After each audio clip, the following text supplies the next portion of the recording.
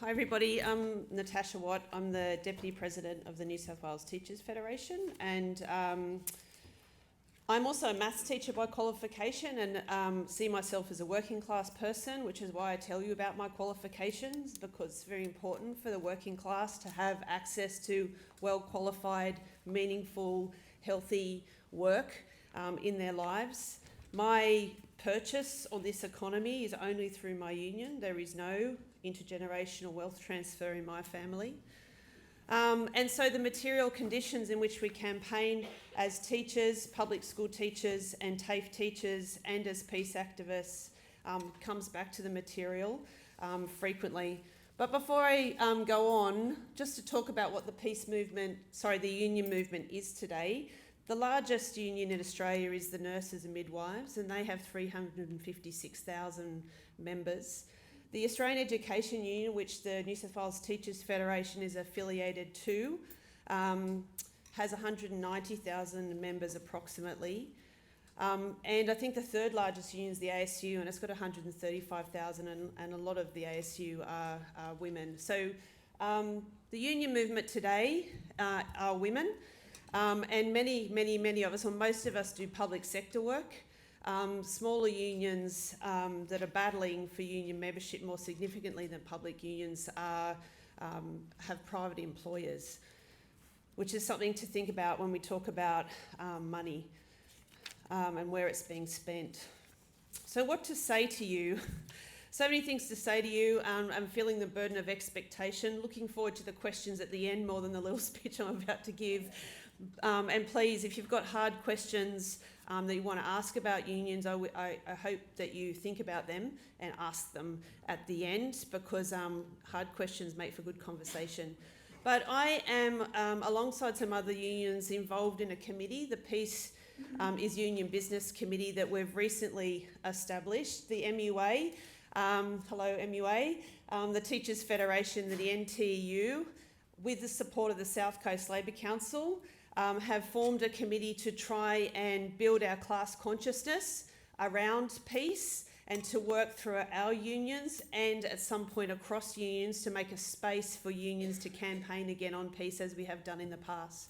In our union, we have a long history in peace activism that goes back many decades. A former president of ours, Sam Lewis, brought back from UNESCO in the 1950s the all wars are fought against children mantra, now a social media meme, and something we talk about when we actually form positions on peace and update our positions on things. So when the genocide started, all wars were fought against children was part of our policy setting and our campaign beginnings as we reinvigorated our understanding of what that meant for teachers. And the class consciousness, I guess, in the west of Sydney, where the Palestinian diaspora is prevalent, as well as other Arabic communities, our teachers' associations, teachers who worked with students from those families, those are the people who began from the grassroots our understanding about how we should move forward on this issue. And we had the opportunity at that point to go back into our history and bring out the all wars are fought against children decision making and putting it firmly back into our policy positions. There's been so much talked about at this conference already that's so rich, and the absence of discussion about workers is noted to me. It's not a criticism, it's just an observation, really. I just want to comment, I guess, on some of the issues that have been raised. Whose alarm's going off? It's only mildly distracting. A mobile in a bag. No, all good. It's all good. That's all good. I want to talk about Bondi because there was one group of workers that Chris Binns called out after Bondi, and it was teachers. It was the only group of workers he called out, and he talked about the indoctrinating effect of teachers. Prior to that, the people who spoke about the work of teachers in such scathing terms was Peter Dutton, when he was trying to get himself elected, when they talked about teachers being indoctrinators of young people.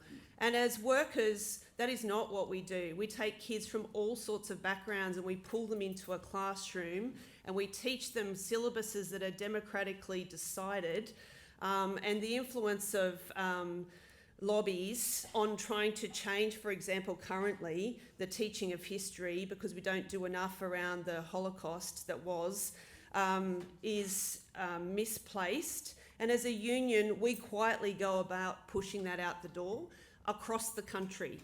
So even though we're not in the media doing that, doesn't mean we're not doing it as teachers. And other industries will be doing similar things in the area of peace as it applies to their work as workers.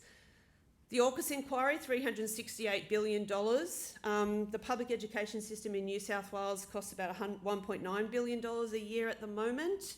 You think about how much more we could be doing in schools and in TAFE colleges across this country if that $368 billion was pulled away from the notion of war, because peace is not just the absence of war, it's actually about the spending on peace. So one of these tensions in the discussion so far about where our money goes, when a union campaigns for a rise in salaries that's come straight from taxes, they're taking money into peace building if the work of that industry is around peace building, and teaching, nursing, all the major unions are actually involved in peace building. So supporting unions in salary campaigns is part of peace building.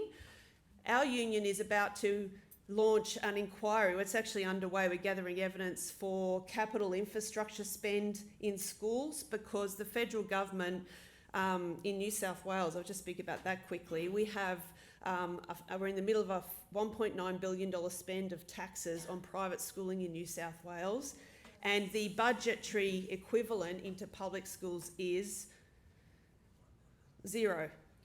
Actually zero. So there's no requirement of the federal government to spend on the infrastructure that our young people go into, and they should be world-class facilities in a country as wealthy as this one. So the campaign to rebuild our schools literally should soak up our taxes and take it away from military spending, an act of peace to take our taxes back. Superannuation. Our superannuation is being invested offshore in lots of different places. There is a problem with the laws around the Best Financial Interest Treaty, that every investment of our superannuation, our deferred salary into retirement, that money should be coming back in here, and we should change those laws, I think, and it's a campaign that the Federation and the AU are going to be looking at. How do we bring our money back from superannuation investment in the industrial military complex and into housing for workers here, for example? So when workers make those, develop those campaigns, they're also doing acts of peace. I don't need full 10 minutes.